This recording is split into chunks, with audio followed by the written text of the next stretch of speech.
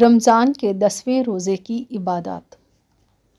نماز فجر کے بعد 5واں کلمہ استغفار 70 مرتبہ پڑھیں۔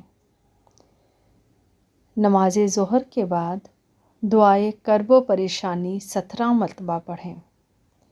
دعا ہے: اللہ اللہ ربی لا اشرک بہ شیئا۔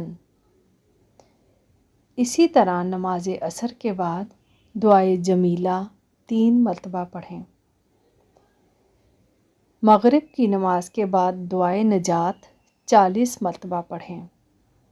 دعا درج ذیل ہے: استغفر اللہ الذی لا الہ الا هو الحی القیوم واتوب الیہ۔